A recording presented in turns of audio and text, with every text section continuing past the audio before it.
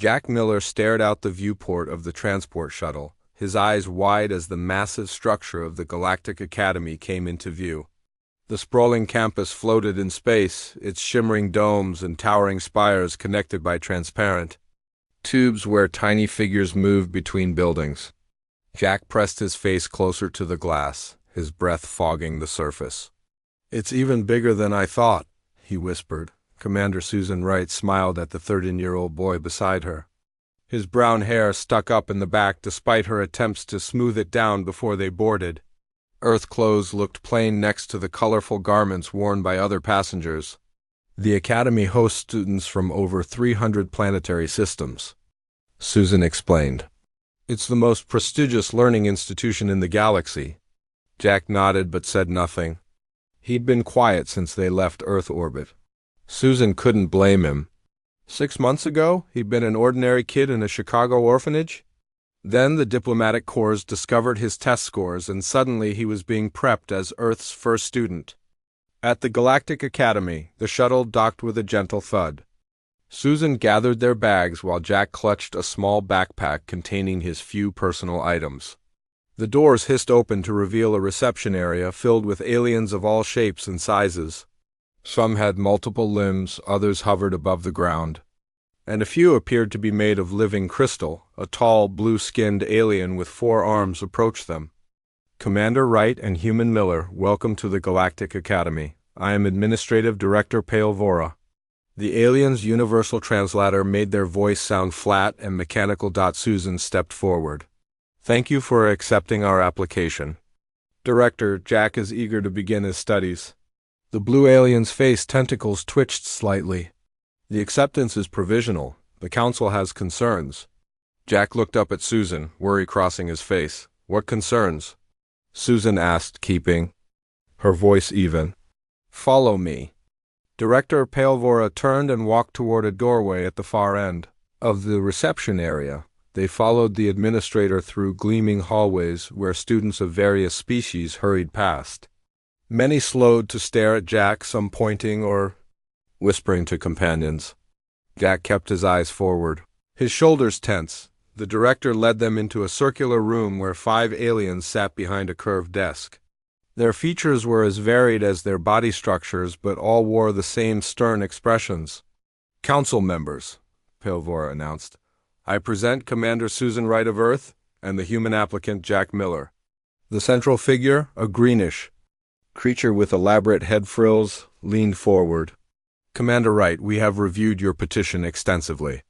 While we appreciate Earth's desire to join the galactic community, we have serious reservations about accepting a human student." Susan stepped forward. "High Chancellor, with respect, Jack's test scores qualify him for admission by your own standards." "Test scores are not our only criteria," said a crystalline being to the right. "Humans are an emerging species with minimal space travel capability and no history of peaceful integration with other sentient life forms." "You have no history with us at all," Susan countered. "How can you judge us without interaction?" "We have observed your broadcasts," said another council member, this one appearing as a floating gas cloud contained in a transparent suit. "Your species seems prone to conflict and emotional outbursts." Jack, who had been silent until now, took a step forward. "I won't cause trouble," he said, his voice small but steady. "I just want to learn."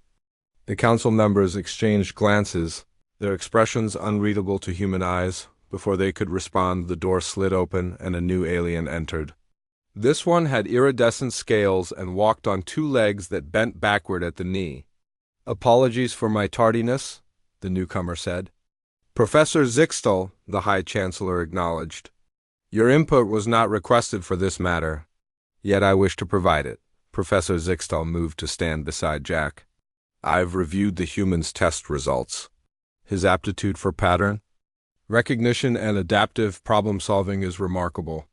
Pattern recognition does not outweigh safety concerns," the Gas Cloud Council member stated. "Safety?" Zixtal's scales shimmered with what might have been amusement. "From a juvenile who weighs less than a Proxima fruit? The Academy has hosted Magmarians who emit toxic spores and void dwellers who phase through solid matter. Surely we can accommodate one small human." The council members murmured among themselves while Jack glanced gratefully at the scaled professor. Finally, the High Chancellor spoke. Professor Zixtel, would you take responsibility for this human's integration and behavior? Gladly, Zixtel replied without hesitation. In fact, I propose we consider this a cultural exchange experiment. A human learns from us, and we study how a developing species adapts to advanced concepts. The council deliberated in hushed tones for several minutes before the High Chancellor addressed Jack directly. Jack Miller of Earth, you are accepted. On probationary status. You will be assigned to basic classes under Professor Zixtel's supervision. Any violation of Academy rules will result in immediate expulsion. Do you understand these terms? Jack nodded solemnly. Yes, sir, thank you. After the meeting, Professor Zixtel led Susan and Jack through another series of hallways toward the student quarters. Why did you help us? Susan asked the professor. Zixtel's scales rippled. Scientific curiosity, primarily. Humans are fascinating. Your species has advanced remarkably quickly despite your limitations. Limitations? Jack asked. Your short lifespans, fragile bodies, single brain configuration? Zixtel gestured dismissively. Yet you've accomplished much. I look forward to observing your adaptation to our educational methods. They arrived at a small room with a bed, desk, and storage unit sized for a human occupant. These will be your quarters, Zixtel told Jack. Classes begin tomorrow. First meal is at dawn rotation. Your schedule will be uploaded to your assigned datapad. The professor pointed to a slim device on the desk. After Zixtel left, Suzanne helped Jack unpack his few belongings. Will you be okay here alone? She asked, trying to hide her concern. Jack nodded, putting on a brave face. I'll be fine. This is important for Earth, right? Susan hugged him tightly. Just remember, you're representing humanity, but you're still just Jack. Don't let them make you forget that. After Susan departed for her return journey to Earth, Jack explored his quarters, testing the strange bed and examining the alien bathroom fixtures with curiosity. He was about to try the food synthesizer when he heard voices in the corridor outside. A human in the academy? What next? Teaching particle physics to primates. The translator rendered the words in English, but the tone of disgust needed no translation. They say humans are volatile primitives, another voice replied. Their planet isn't even unified under one government. Professor Zixtel always adopts strange projects. Remember the sentient fungus experiment? The voices faded as the speakers moved down the hallway. Jack sat on his bed, hands clenched into fists. The enormity of his situation crashed down on him alone among aliens who thought he was primitive, representing an entire planet that most of the galaxy viewed as backward. I'll show them, he whispered to the empty room. I'll show them all what humans can do. 2 weeks had passed since Jack arrived at the Galactic Academy. He now sat in the molecular sciences laboratory, trying to make sense of the equations floating in the holographic display before him. The alien symbols shifted and rearranged themselves in patterns that made his head hurt. Focus your thoughts, human Miller, instructed Professor Vrex, a tall Venerian with pale yellow skin and 6 slender fingers on each hand. The molecular bonds will respond to your mental patterns. Jack squinted at the display, concentrating hard. The symbols wobbled slightly but refused to align properly. Around him, 20 alien students manipulated their own displays with ease, their equations forming elegant structures that hung in the air like colorful sculptures. A group of Venerian students at the next table snickered. The human can't even manage basic quantum chemistry, one whispered loudly enough for Jack to hear. Their species still thinks atoms are the smallest particles. Jack's face burned. He hadn't understood half the lessons since classes began. The teaching methods were designed for species with telepathic abilities or multiple brains or sensory organs humans didn't possess. Each night, he returned to his room exhausted and discouraged. Professor Vrex floated to the front of the room. Today we will examine the properties of compound series KX542. The professor waved a 6-fingered hand, and a set of physical containers rose from compartments in the lab tables. These elements are stable individually but create interesting reactions when combined. Jack leaned forward. For once, something looked familiar.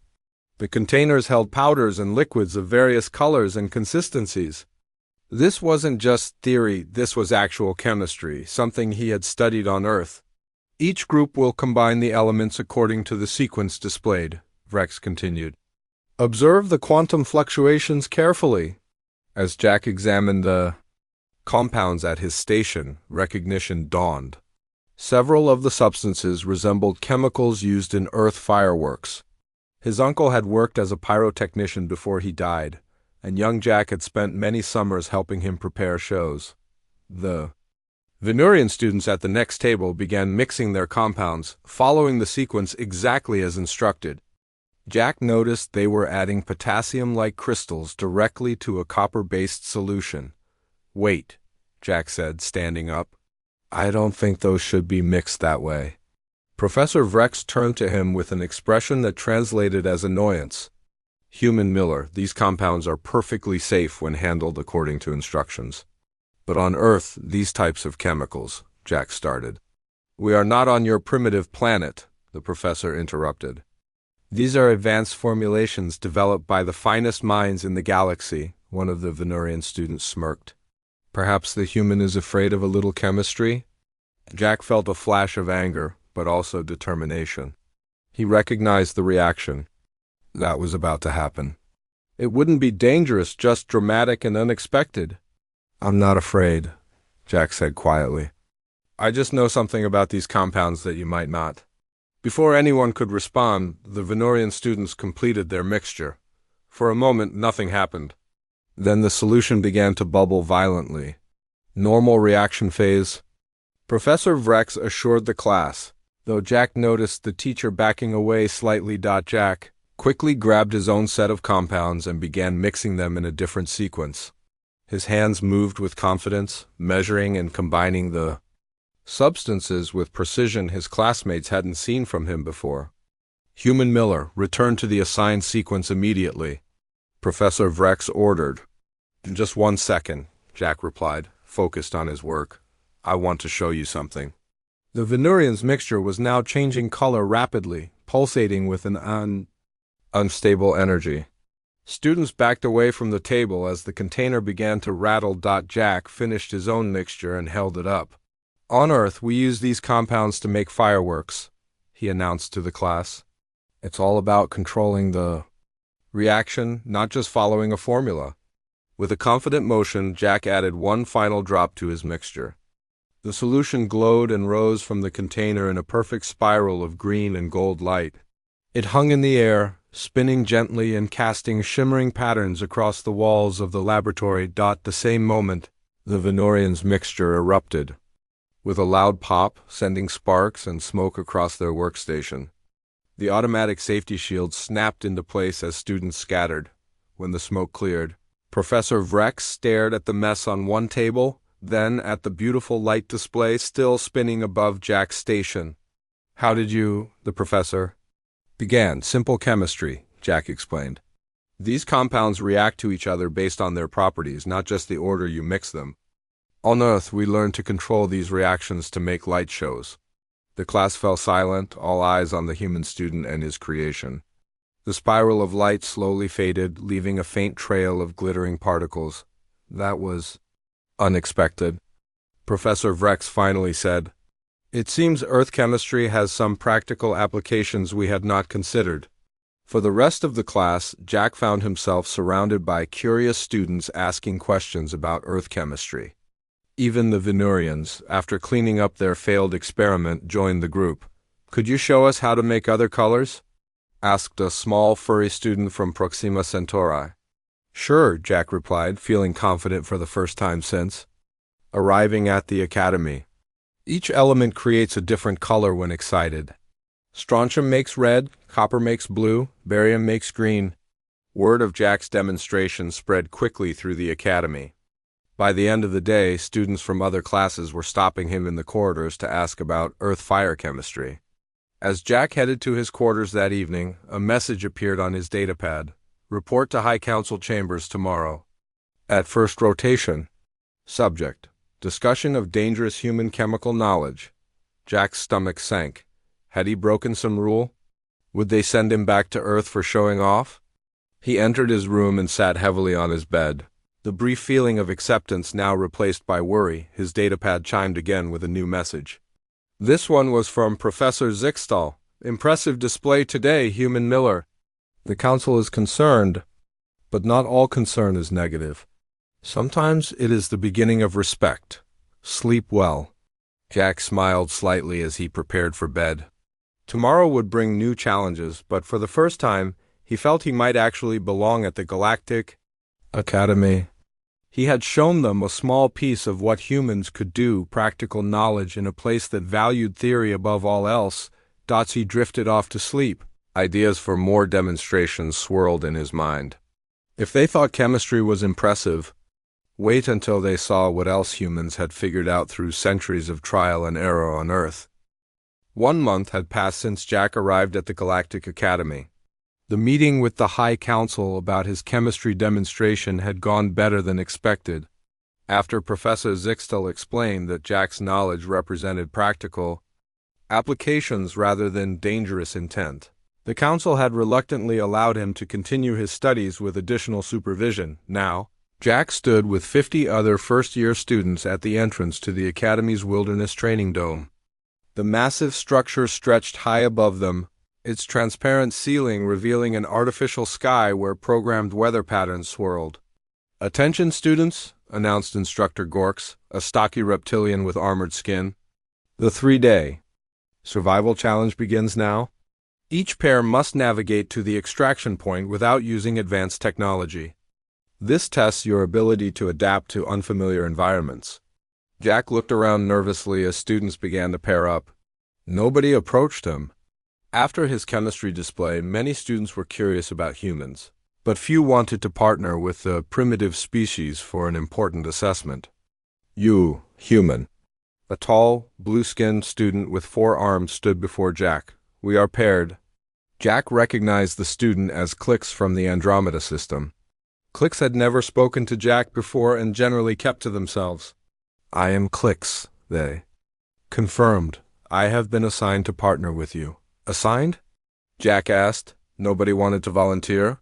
Clix's face remained expressionless. "Your species has no survival experience in non-Earth environments. You are considered a disadvantage in this challenge." "Thanks for the vote of confidence," Jack muttered. Each pair received a simple pack containing basic supplies: a water purifier, nutrition cubes, and a manual compass. No communication devices, no energy weapons, no environmental controls. "Your objective is to reach the northern extraction point," Instructor Gorks explained. "The environment will simulate a Class 4 habitable planet with diverse terrain." "Begin!"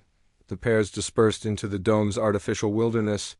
Jack and Clix headed north, following the compass through what appeared to be a dense forest with purple-leaf trees. "This should be simple," Clix said after they had walked for an hour. "Andromeda students excel at spatial navigation." Suddenly, a loud alarm blared throughout the dome. The artificial sky darkened as red warning lights flashed.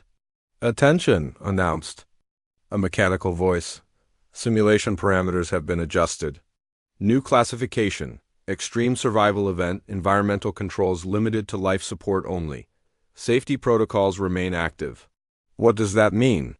Jack asked, alarmed. Clix's blue skin paled slightly. "It means the simulation is now much harder. The Academy occasionally increases difficulty to test adaptability." The temperature dropped rapidly. Within minutes, their breath formed clouds in the air. The purple trees around them began to frost over. "We need shelter," Jack said, looking around. "It's going to get too cold to travel." "Unnecessary," Clix replied. "Andromedans can tolerate extreme cold." "We continue north." "Maybe you can, but I can't," Jack argued. "Humans freeze without protection." Clix paused, considering this information. "Very well, we will find shelter until the temperature stabilizes." They found a small cave in a nearby hillside, but as they approached, they heard voices inside. 4 other students huddled in the cave, looking miserable. The simulation malfunction has affected everyone, said a small, furry student Jack recognized from his chemistry class. Our environmental suits shut down. We have no heat. Jack examined the cave. It offered protection from wind, but not from the dropping temperature. Without fire or technology, they would all suffer through the night. We need to make a fire, Jack announced. The aliens looked at him blankly. A fire? Asked the furry student. Without a thermal generator? Jack smiled. Humans have made fire without technology for thousands of years. He began gathering dry sticks and leaves from the cave entrance. Clicks, can you help me find more dry wood? Though clearly skeptical, Clicks assisted. Soon they had a small pile of combustible material. Now what? Clicks asked. Jack took out the manual compass they had been given. It had a small glass lens for reading the dial. We need sunlight. The artificial sun is obscured by clouds, Clicks pointed out. Then we'll do it the harder way. Jack began rubbing two sticks together, creating friction. The aliens watched with curiosity as he worked, sweat forming on his brow despite the cold. After 20 minutes of effort, a small ember appeared. Jack carefully transferred it to his pile of dry leaves and blew gently. A tiny flame flickered to life. The aliens gasped. As the flame grew, feeding on the materials Jack had gathered. Soon a cheerful fire blazed in the center of the cave, casting warm light and heat. Remarkable, Click said, blue hands extended toward the warmth. Creating energy from plant material without technology, word spread quickly. Within hours, other student pairs found their cave, drawn by the fire's light. Jack taught them how to maintain the flames and how to find dry wood even in freezing conditions. By nightfall, 15 students from various species huddled around the fire, sharing stories and nutrition cubes. Jack showed them how to heat rocks in the fire and place them in their sleeping areas for additional warmth. On Earth, humans lived in the wilderness for thousands of years before we developed technology, Jack explained as the aliens listened with interest.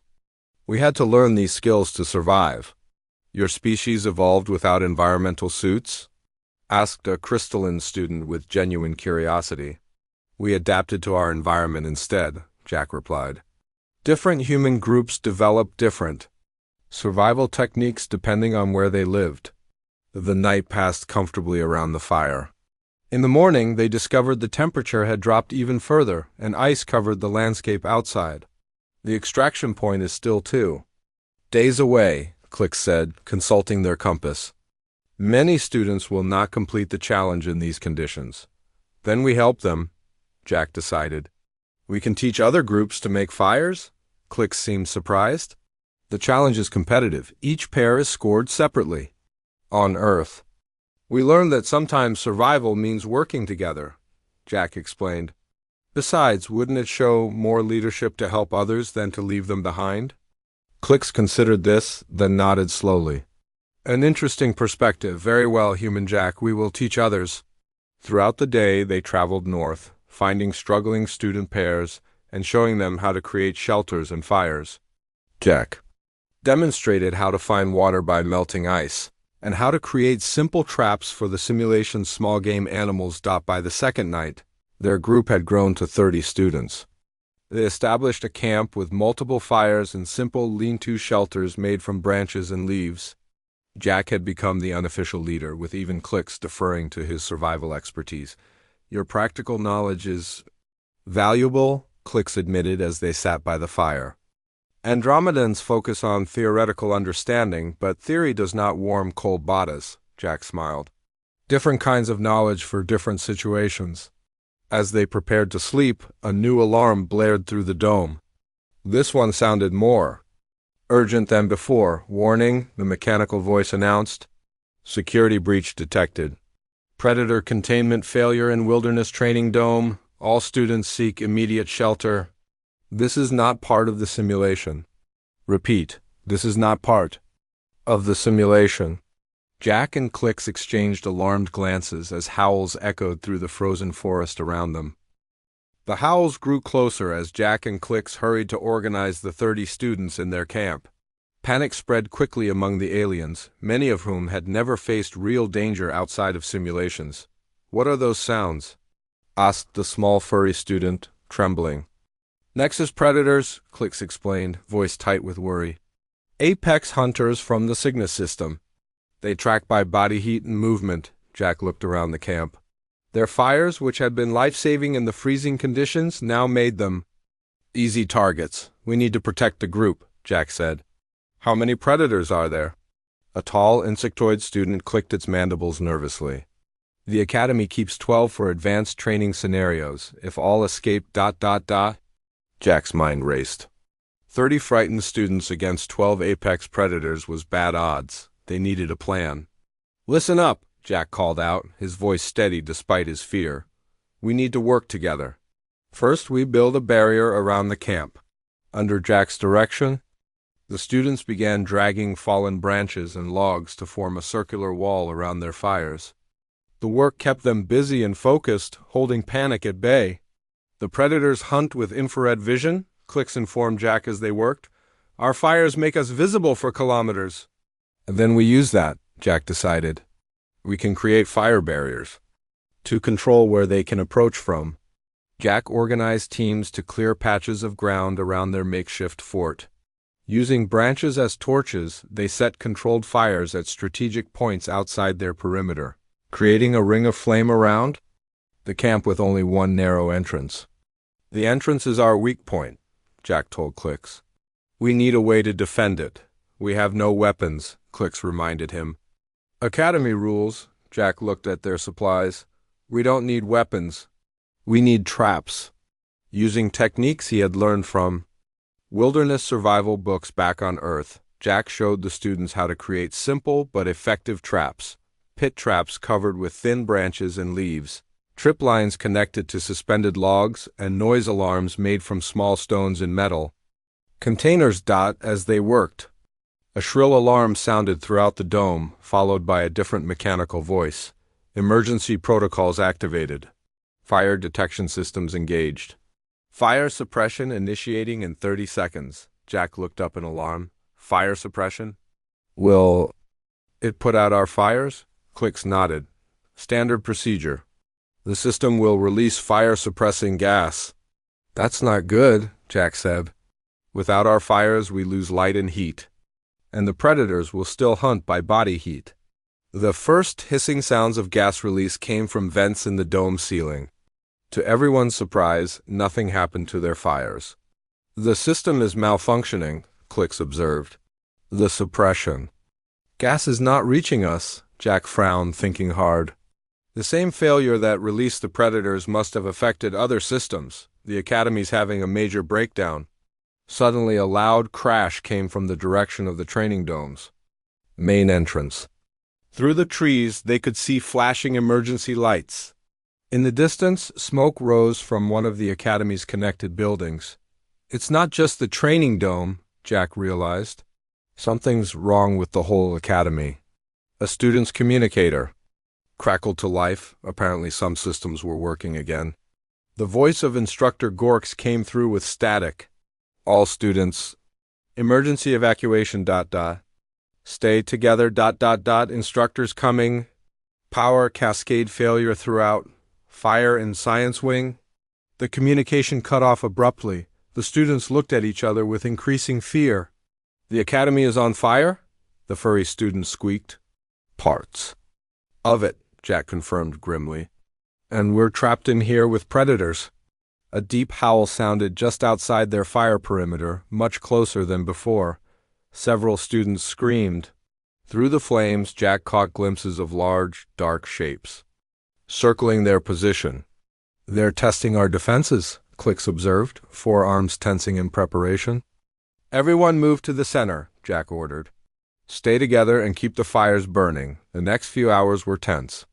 The predators made several attempts to enter the camp, but each time they were driven back by flames or caught in the simple traps Jack had designed. The students took turns keeping watch and maintaining the fires. During a quiet moment, Clicks approached Jack. The Academy's fire suppression systems are designed for electrical and plasma fires, they explained. Not chemical fires like ours, Jack considered this information. So they can't put out wood fires? Correct. Their suppression systems target different types of combustion. An idea began to form in Jack's mind. What if we could use that to our advantage? Before he could elaborate, a new sound cut through the night, the whine of transport engines. Bright searchlights swept through the trees as 3 Academy security shuttles descended into a clearing nearby. "Students of Galactic Academy," boomed a voice from the lead shuttle. "Remain in your current position. We are implementing emergency extraction." Relief swept through the camp, but Jack remained cautious. "The predators are still out there," he warned the group. "Don't leave the fire perimeter yet." The security team approached cautiously, armed with energy weapons. When they reached the fire barrier, they stared in surprise at the elaborate camp. "Who organized this defense?"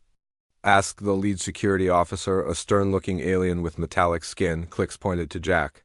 "The human." The security team escorted the students to the shuttles, keeping watch for predators. As they boarded, Jack could see the extent of the crisis.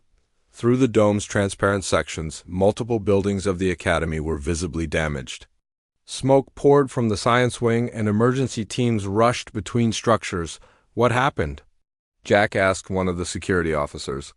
"Power cascade failure," the officer replied tersely. "Started in the main generator and spread through. Connected systems, half the Academy is damaged or on fire." As their shuttle lifted off, Jack looked down at the Wilderness Training Dome. Their campfires still burned brightly in the darkness, creating a strange beauty against the artificial landscape. The shuttle docked at an emergency gathering area where hundreds of students from all parts of the Academy huddled in groups. Instructors moved among them, taking counts and providing information. Professor Zixtal spotted Jack and hurried over. "Human Miller, you're unharmed?" "We're okay," Jack confirmed. "What's happening, Professor?" Zixtal's scales flickered with stress. Catastrophic systems failure. The science wing fire is spreading to connected structures. Our standard protocols are failing. Failing how? Jack asked. The suppression systems are designed for technical fires, electrical, plasma, antimatter containment. But this fire started with chemical compounds and spread to organic materials. The systems can't adapt. Jack thought about what he had learned during their survival challenge. "You need different approaches for different types of fires," he said. Slowly, "On Earth we have specialized methods depending on what's burning." Zixtal's eyes brightened. "You have knowledge of this?" Jack nodded. "Basic knowledge, yes. And I have an idea that might help." "At this point," Zixtal said, looking at the growing chaos around them, "we need all the ideas we can get." As alarms continued to sound throughout the Academy, Jack began explaining his plan to Professor Zixtal and the security team. Behind them, the science wing erupted in a new burst of flames, illuminating half the station in an orange glow. 3 months had passed since the Great Fire at the Galactic Academy. The damaged sections had been repaired, systems upgraded, and classes resumed. Today, the Grand Assembly Hall was filled with students, faculty, and officials for a formal inquiry into what had become known as the Academy Fire Incident. Jack sat nervously at a small table facing the High Council. Behind him, rows of spectators watched in silence. He spotted Clicks and several other students from the Survival Challenge sitting together, their expressions supportive. The High Chancellor rose from the central seat. "This inquiry will now examine the events of the Academy Fire Incident and determine appropriate responses to prevent future occurrences." Jack glanced at Professor Zixtal, who gave him a reassuring nod from the front row. "We will begin," the Chancellor continued, "by reviewing the facts. A power cascade failure originated in the main generator room, causing multiple system malfunctions throughout the Academy. This led to containment failures in the laboratory wing where unstable compounds ignited. The fire spread to half the Academy before it was contained. A holographic display activated, showing the progression of the fire through the Academy's connected structures. "Initial fire suppression systems failed," stated a council member. The crystalline being Jack recognized from his first day. The fire was eventually contained using unconventional methods. All eyes turned to Jack. The High Chancellor addressed him directly. "Human Miller, please explain your involvement in the containment effort." Jack stood, trying to keep his voice steady. When I learned that the Academy's suppression systems were designed only for technical fires, I realized we needed a different approach. On Earth, we have specific methods for different types of fires. Continue, the Chancellor prompted. I suggested creating fire breaks deliberately cleared spaces that the fire couldn't jump across. We used the Academy's maintenance robots to remove all flammable materials from strategic corridors, creating barriers the fire couldn't cross. The holographic display shifted to show the fire breaks that had been created. For sections already burning, Jack continued, I explained that removing oxygen would stop chemical fires. We sealed those sections and vented the atmosphere. For areas with electrical fires, we used the existing suppression systems but modified them to target power sources first. These methods are primitive, observed another council member. Sometimes simple solutions work best, Jack replied. Earth firefighters have used these techniques for centuries. The council members exchanged glances. The High Chancellor spoke. Again, the effectiveness of these methods is not in question. The fire was contained with minimal casualties. However, this incident raises concerns about having humans at the Academy. A new figure rose from the audience section director, Peovora, who had first greeted Jack upon his arrival. High Chancellor, if I may address the Council? After receiving a nod of permission, Peovora continued. Some members of administration believe this incident demonstrates that humans are too dangerous to include in our institution. Their chemical knowledge and unpredictable nature pose risks. Jack's heart sank.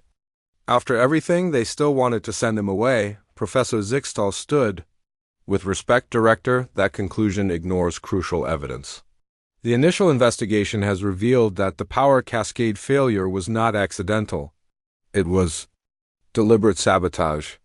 Murmurs swept through the assembly hall. Explain, demanded the High Chancellor. A security officer approached the council with a data tablet. We have confirmed that the main generator was tampered with. Furthermore, the laboratory containment systems were manually overridden. This was a coordinated attack? Shock rippled through the audience. Jack stared in disbelief. We have identified the responsible parties, the security officer continued. A group calling themselves Galactic Purity has claimed responsibility. Their stated goal is to prevent emerging species from joining galactic society. The Council reviewed the evidence in silence.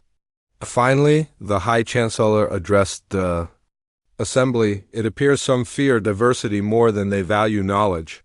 This attack was designed to discredit our inclusion policies, particularly regarding humans. The Chancellor turned to Jack. Human Miller, the irony is considerable. The very presence they protested against provided the solution to their attack. Your primitive methods saved countless lives and preserved irreplaceable research. Jack blinked in surprise. I just did what seemed logical. Precisely, said Professor Zixtal, joining Jack at the table. Logic manifests differently across species. The Academy has long valued theoretical knowledge, but this incident has exposed critical weaknesses in our systems, weaknesses that Human Miller's practical approach helped overcome. Click stood from the audience. If I may speak, High Chancellor? After receiving permission, Clicks continued, I observed Human Miller during the wilderness training crisis. While many of us panicked, he organized, adapted, and led. His methods were simple but effective. Perhaps there is value in studying different types of intelligence, not just advanced theoretical capability. The High Chancellor considered this, then addressed the Council. The original purpose of the Academy was to bring together diverse minds from across the galaxy. Perhaps we have become too narrowly focused on certain types of knowledge. After a brief consultation with other Council members, the Chancellor made an announcement. Human Miller will not only be permitted to continue his education at the Academy, but will assist in creating a new program in practical innovation studies. This program will explore problem-solving approaches from various species with emphasis on adaptation and improvisation. Applause broke out in the assembly hall. Jack felt overwhelmed as students and faculty approached to congratulate him. Later that evening, Jack sat with Professor Zixtel and Clix in the Academy's observation dome. Looking out at the stars, "I never expected to stay," Jack admitted. "I thought they'd send me back to Earth for sure." "The Academy has existed for 12,000 years, Zixtel said, scales shimmering in the starlight. "In that time, we have developed remarkable technologies and theories. Yet when crisis came, it was simple fire and shelter that saved us." "Balance," Clix added thoughtfully. "Theory and practice in balance. That's what humans are good at," Jack said, smiling.